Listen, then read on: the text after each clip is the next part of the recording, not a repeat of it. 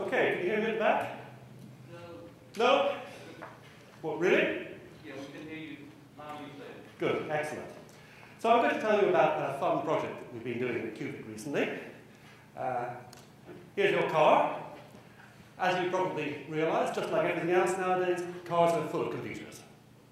You may not know that there's 50 to 100 processors in a modern car. They're called electronic control units, just to fool you, but that's what they are. And on these processors, there's a lot of software.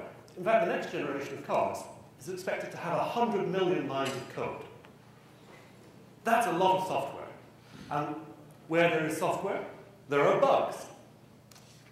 And people get very worried about them. So a couple of years ago, then Toyota had a problem here in the US. One of their cars was accelerating unexpectedly. And it turned out to be, if I remember correctly, that the gas pedal was getting stuck in the carpet. But for a long time, people thought that it might have been the software that was to blame. And if customers stopped trusting the software in their cars, then that would be a big problem for the industry. Hence, all the worry about this stuff. So, let's look at your car in a bit more detail. Here it is again. A car manufacturer is actually a kind of system integrator and builds the car out of components from lots of other suppliers, like the gearbox, for example, or the door might be made by another company. And in each of these components, there will be a processor and software running on it, of course. So if you buy a gearbox with a processor in it, then you have to run your software on that processor. And we can imagine dividing the software into two parts. There's the system software, which is perhaps provided by the manufacturer of the gearbox. And then there are the applications that make your car behave like a Volvo or whatever. And of course, when you put this whole system together, then different implementations of the system software need to be able to talk to each other. And when you run applications that may be running on a system provided by somebody else, the application needs to be able to talk to the system. So you can imagine that if there were just a whole flora of different systems, then it would be very, very difficult to put these things together and have them actually work. So in order to make this kind of architecture work reliably, there's something called AUTOSAR, Automotive Software Architecture. And this is a standard for how automotive software should be built, which is supposed to ensure that everything works together. The AUTOSAR consortium standardizes this stuff, and it's supported by most of the big car manufacturers in the world. It's a really very big activity. A part of the AUTOSAR standard specifies the basic software that should run on every ECU. So wherever your application is running, you should have access to all of this stuff. And what you can see here are a number of protocol stacks. The CAN bus is a common bus in cars. Look, you might have an Ethernet in the car nowadays as well. That thing up at the top, that's communication services, which kind of uses all of those protocols. This thing on the left is a diagnostic cluster that can be used for recording when problems occur in the engine and the like, so that the garage can get information about it. So what we've been working with is this basic software. Now, in theory, the whole point of the standard is that car manufacturers should be able to buy the software from whoever they like. So it's all standardized, right? So, you know, if you buy this software from one supplier and this software from another, then everything should just work together. In practice, what do you know? It doesn't always work that way. And there has been some unfortunate experience of a lot of difficulty and cost that has arisen from trying to run software from different suppliers together. So, if you're a car manufacturer, Volvo in our case, then, as I was explaining, a lot of the components of the car are bought in from other suppliers. Those are called Tier 1 suppliers. But the software for those components will come from still other suppliers, Tier 2 suppliers. So there are quite a lot of companies involved when the software in a car is constructed. So what if it doesn't work? Who do you blame? You have to know who to point the finger at. And this is how a company like Volvo can run into serious difficulties. If this supplier says, well, our software's fine, it's their fault. This one says, no, it's their fault. It's very important to have somebody to blame. So one solution to this problem is to buy all of your software in the entire car from the same supplier. And that is a practical solution, and it might actually be what they end up doing.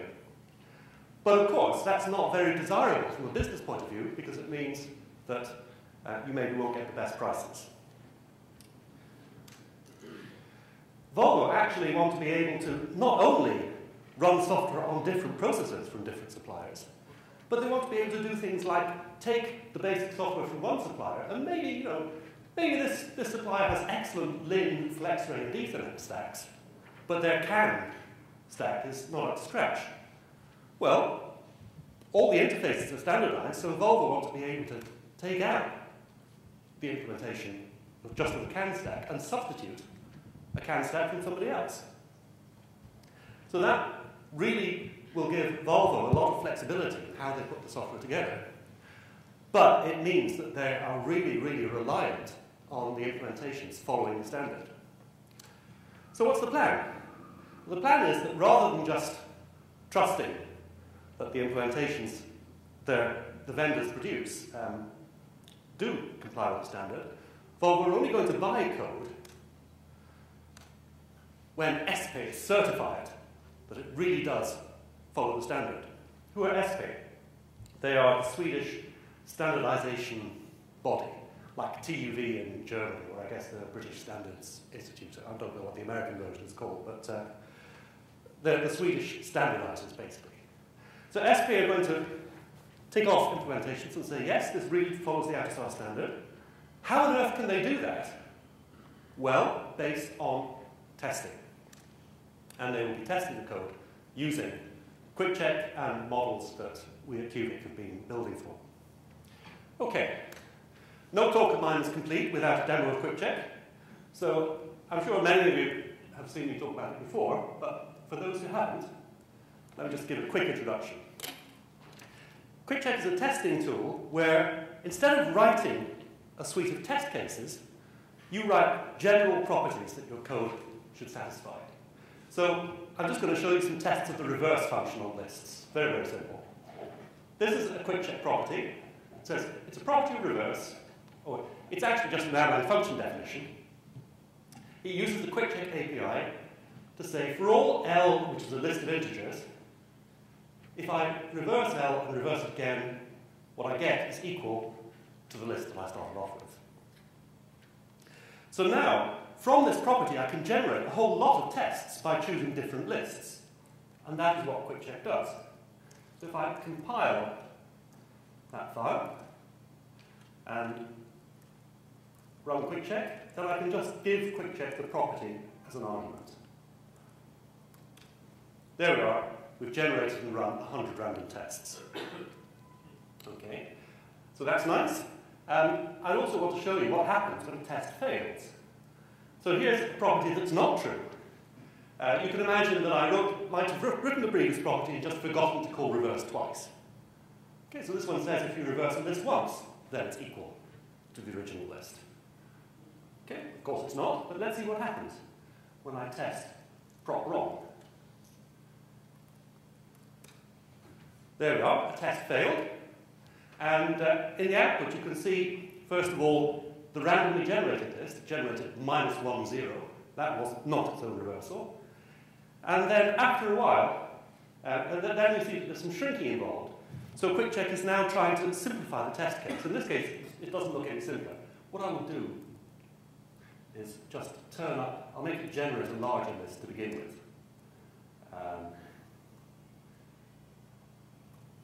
And then you'll see shrinking doing something more interesting. Okay, so I'm just saying generate larger tests.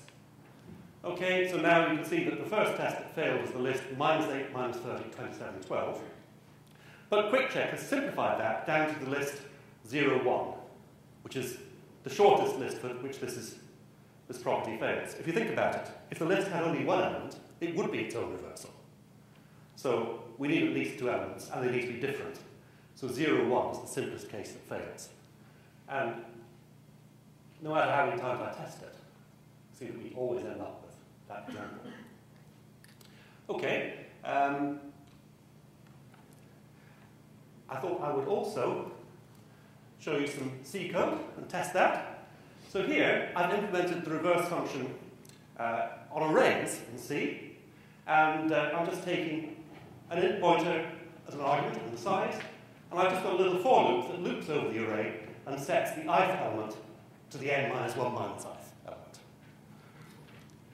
So, in order to test this, I need to be able to call the C from Erlang, and I do that with a little component that we've built into QuickCheck called ECC. So this is compiling that code in the background and generating glue code in both C and Erlang to permit me to call, ignore that, to permit me to call the C directly from Erlang. And now I can, for example, call reverse make 10. This allocates a pointer to 10 words of data, and I can also call the reverse function. So I need a property of the C code too, and here it is. For all list of integers, if I allocate length of L words, and then I write the list into the array at that pointer, and then I call the reverse function in C, then when I read the array, read that length of elements out of the array again, I should get the same thing as if I just use the Erlang reverse function. So let's test that.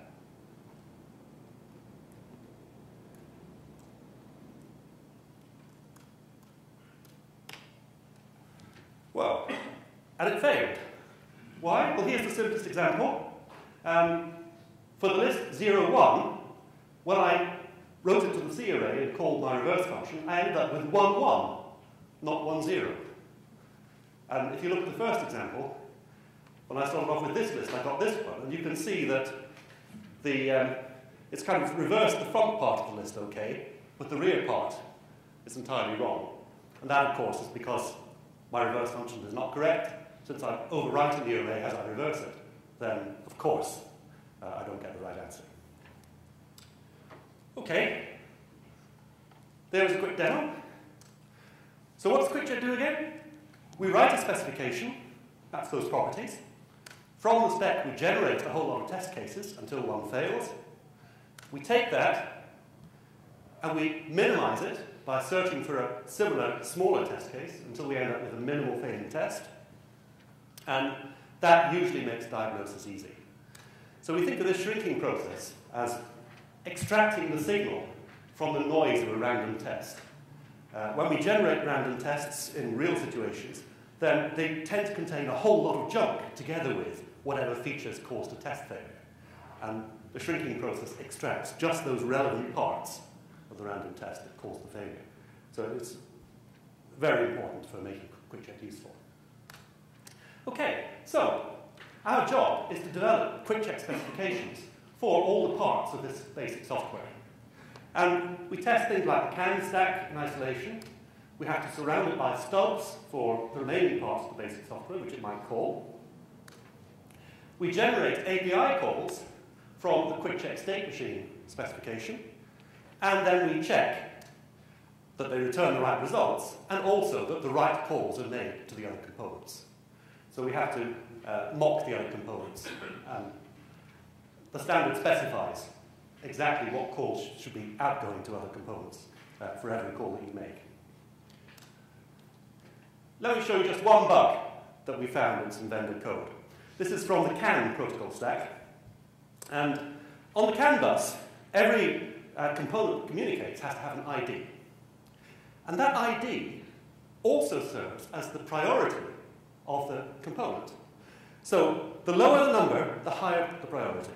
If you've got ID 100 and you want to talk, and somebody else with ID 200 also wants to talk, the bus is yours. Your messages go first. However, when the CAN bus was first designed, then these CAN IDs were only 11 bits. And nowadays, 2,000 components talking on the bus just isn't enough. And so there's a revised version of the protocol that allows extended CAN IDs of 29 bits. But the meaning is the same. So if you've got ID 100, your priority is the same. It doesn't matter whether it's a standard 100 or an extended 100. So here is a sequence of API calls that QuickCheck found that reveal the problem. Here we are. First of all, we transmit a message with ID 112. And the bus says that's OK. So the purpose of that is to block the bus. Now the bus is in use. Now make two more transmissions with ID 113 and 114. Okay, both of them get a reply that says the bus is busy. Sure it is. The final API call is a transmit confirmation for unit 112.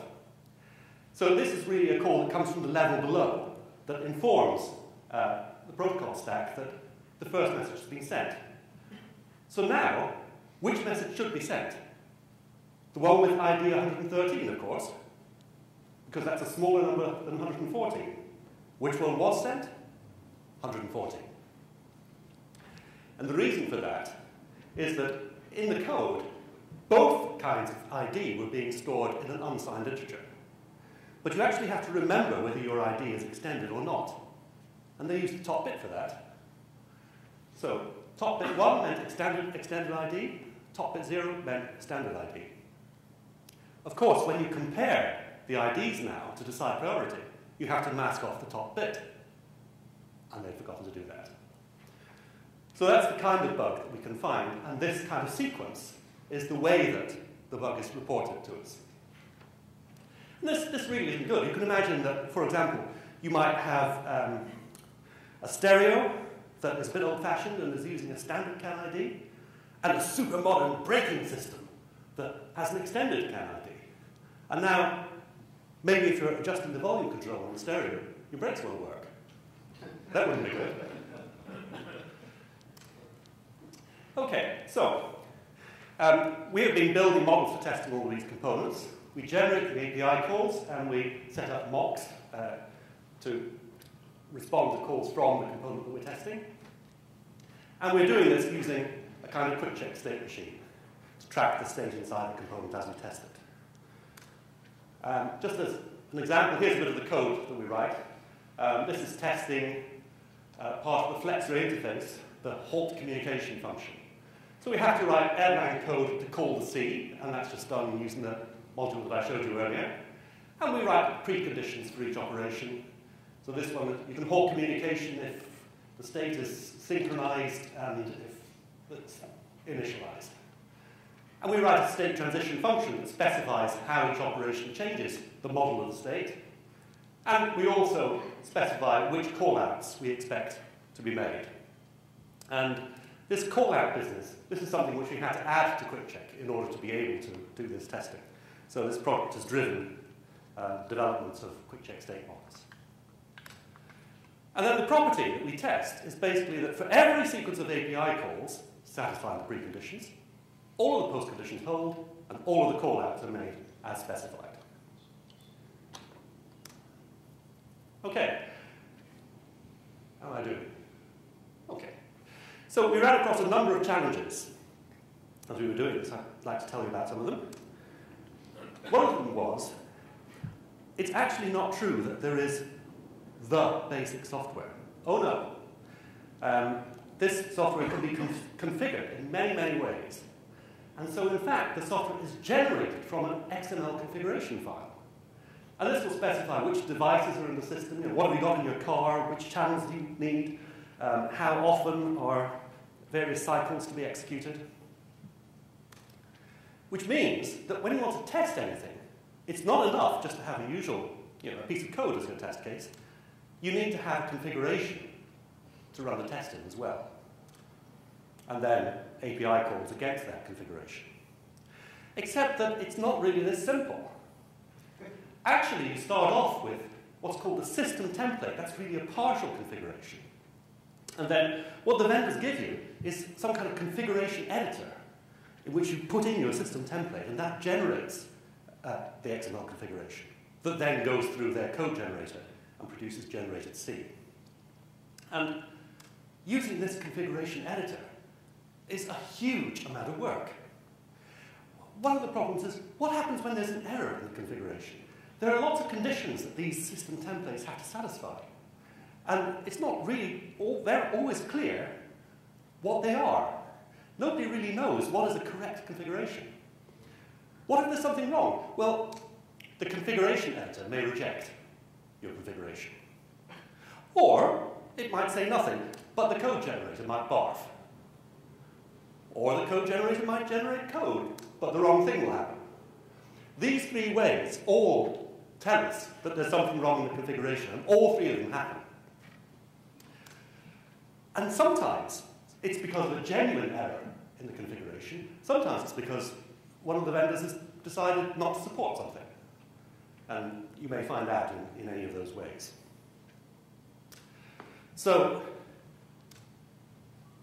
the standard way of writing a test suite would demand that you have a lot of tests, a lot of test cases, a lot of configurations, usually a little configuration with just enough to write the test case. And you have to put all of those little configurations through the configuration editor and generate code for them. And it's just basically just unworkable. Test suites have been written for this stuff, but it's so much work to get all those configurations through the configuration editor that it's not really practical to use them. What we're doing instead is we have one giant configuration to rule them all. And yes, it can be quite a lot of work to get that through the configuration editor. But having done so, then we just have one left set of code which we can run all our tests against. And then, rather than having a lot of different test cases, we have one parameterized specification which specifies what any configuration should do. So did that pay off? Well, here's an example for one component, the FlexRay interface.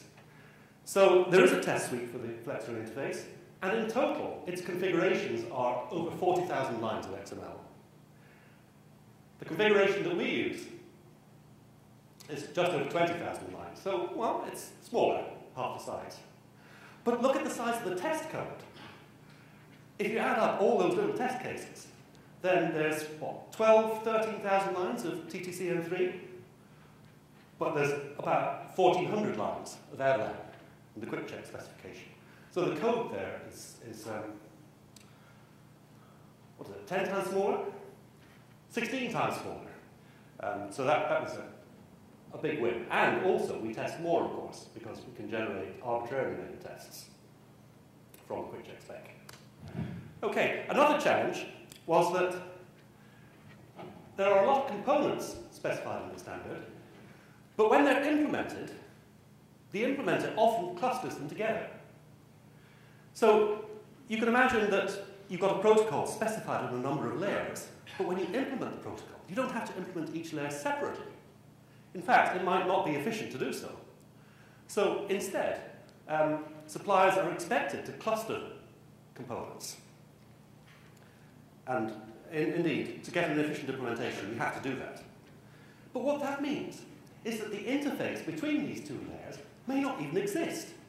The functions that the standard specifies may not even be there. So here we've got QuickCheck state machines that generate these API calls and mock the appropriate other calls. But these calls that they're talking about, they might be for functions that don't even exist. So what we had to come up with was a way of composing QuickCheck state machines.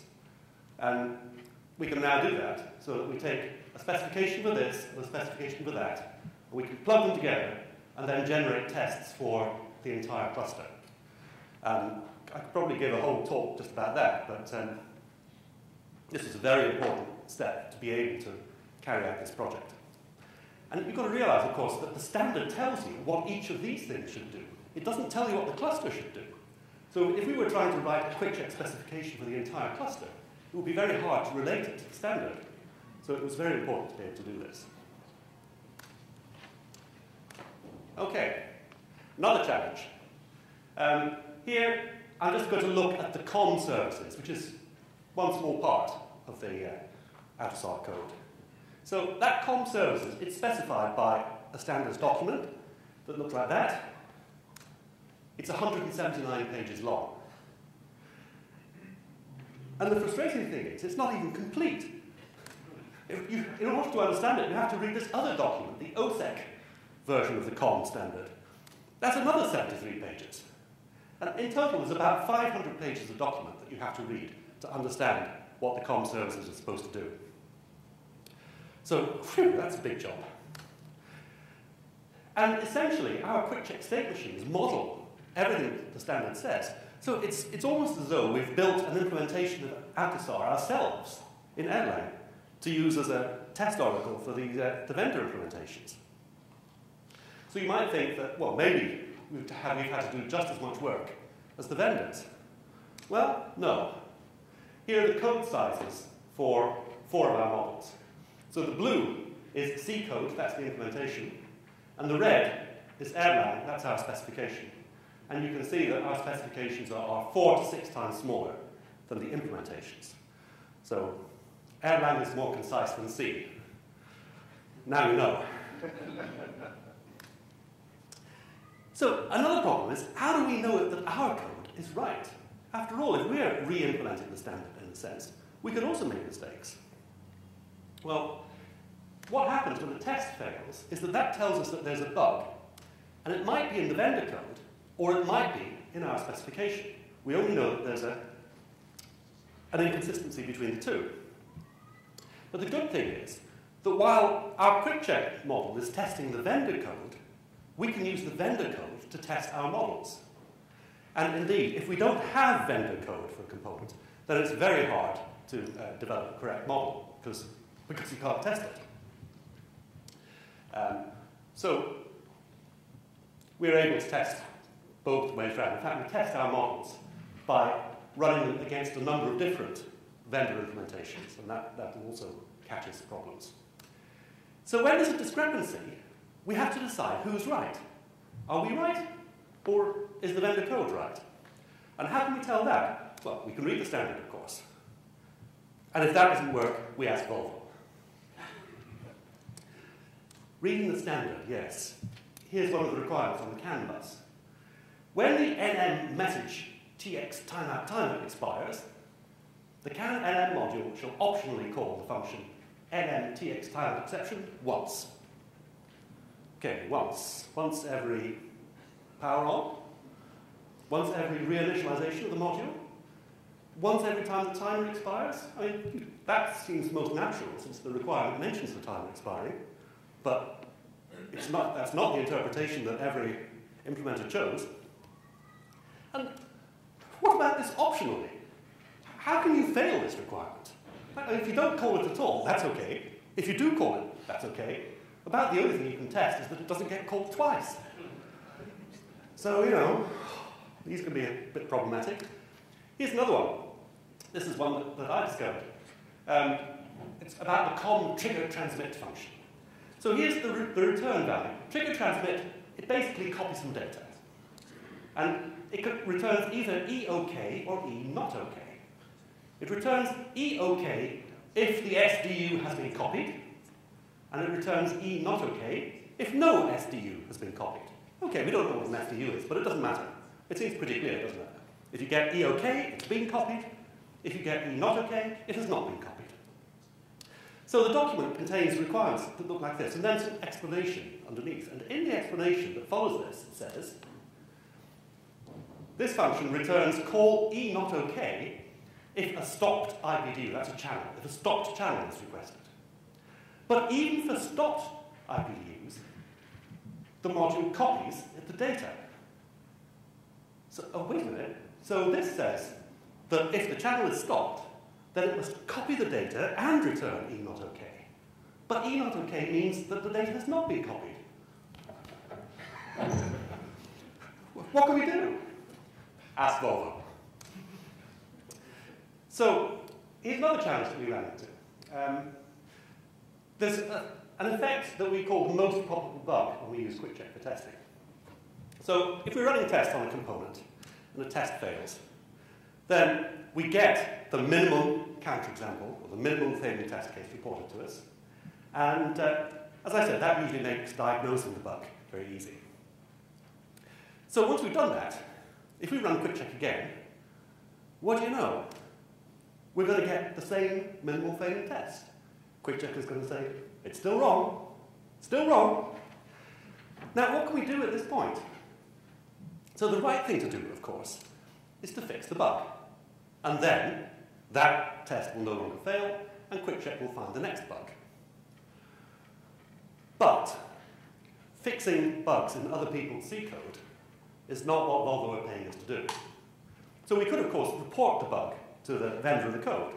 And then several weeks later, hopefully we would get a fixed version, and we could then find the second bug. But we just can't work that way. We have to be able to find many bugs in one piece of code. So what's the alternative to fixing the bug in the code? It's unfixing the specification. And this is what we've had to do. Here's a couple of examples. These are bug specifications.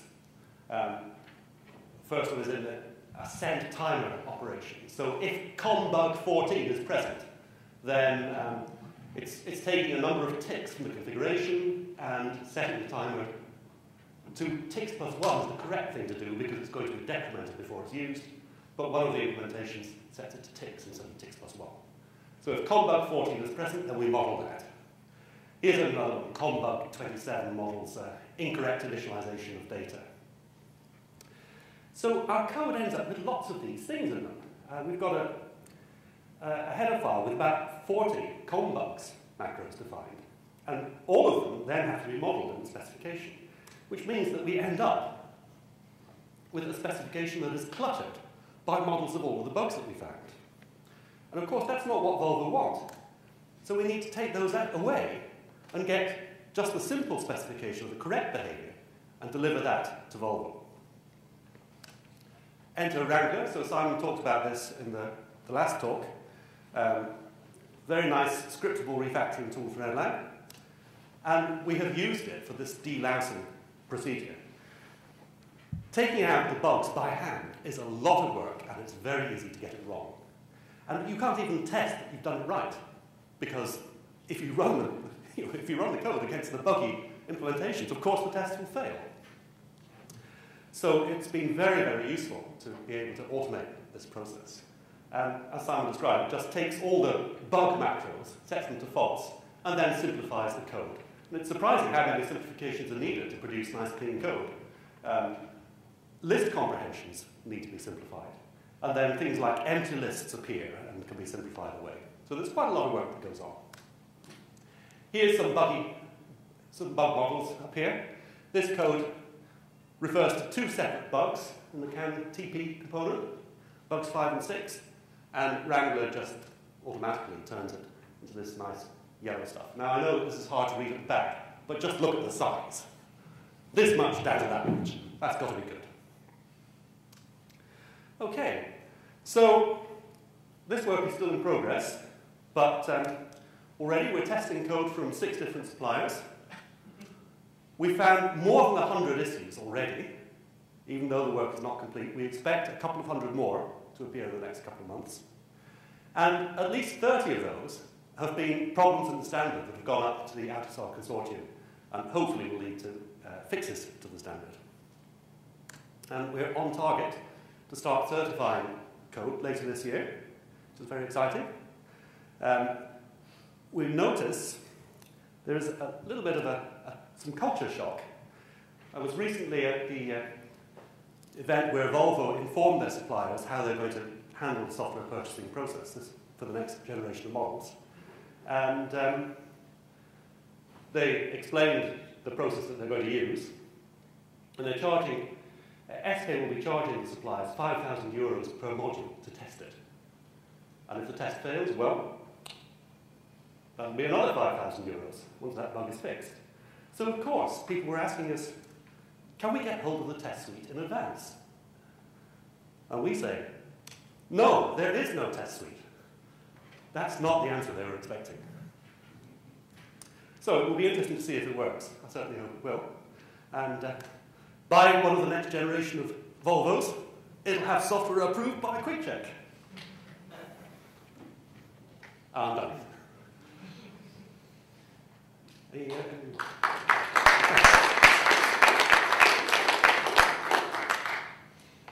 Questions? When is the callouts thing going to be available as part of QuickCheck? Is the what thing? Is the callouts feature going to be available as some near-term release of QuickCheck? Yes, it will. It needs to be better documented first. But yes, our plan is to release that as part of the product. I'm just curious, you mentioned that this sort of huge size of the code base that's involved. Do you run a unit test on code that big? How long is the testing itself? So the tests run fast. The slowest part is that we're testing on the PCs. And in order to avoid having the C code kill QuickCheck, then we run the C code in a separate node.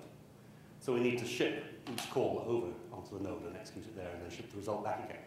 That imposes a certain overhead. That's the biggest cost in running the tests. Oh, it's C. It runs fast. Have you been able to turn your hardware into brick? Basically, like issuing a set of commands that broke the system in the hardware? So we're not running the tests on the actual hardware that will be used in the car. And indeed, there may be more bugs that appear at that point. But Volvo don't care. Volvo are quite happy to find the bugs that are caused by running on a funny architecture.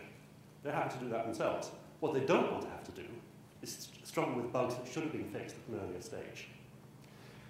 So there's no hardware to turn into a brick.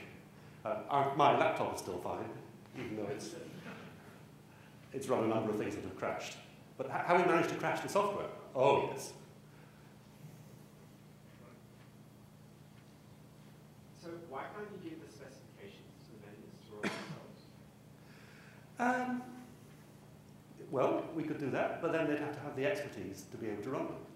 And of course, that's what we would like to do. Then they'd buy our licenses. But we actually have tried providing virtual machines that vendors can log into to test their code. But for vendors who don't know what Erlang is, then it's not a very easy thing to do. So at the moment, running the tests is still something that requires quite a bit of skill.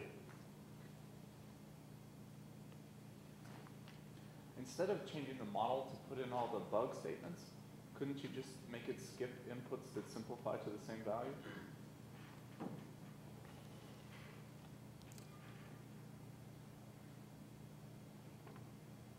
So I think that's not a reliable way of knowing that we provoke the same bug. So what we could do is we could say, well, we'll just exclude this particular test case. We found this one, don't show us that one again. But what happens if you do that is that the shrinking process will stop just before getting there. So we'll probably get a test case that is slightly unnecessarily complicated, but by doing so, avoids being the one that we've already found, but nevertheless represents the same bug. So the thing is, if we could identify the particular bug that we've hit, and then we could run tests that say, give me a failing test that doesn't provoke that bug. That would work fine, but doing so isn't at all easy.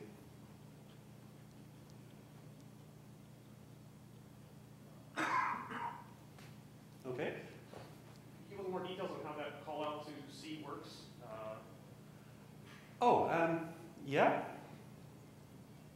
So what we do is we have a C parser. We actually put the C code through the standard CQP stuff, first of all. I would not like to try and parse C before that's done. Then we parse the result, and we just extract the names and types of all the functions. So if you have external declarations, for example, from header files, we can pick those up. You don't have to have them. If you just have the definition of the function, you can pick that up. And then we generate marshalling and unmarshalling code in both C and Erlang. And we just compile it all, in the background, link the stuff together, start another process in which the C code will run, and start talking to it. So quite a lot happens behind the scenes. We can use any C compiler, but by default we use GCC. Yeah, it's nice because it means that we can call C. We can call any C function without needing to write any marshalling code at all. So it's very nice if what you want to do is to use Erlang to test C, because the amount of work that you have to do to link the two together is negligible. Do you consider releasing that, just that bit of functionality as its own product? Yes, we've considered it. And we haven't decided to do it yet. Maybe we will one day. Okay, I guess we're all thirsty.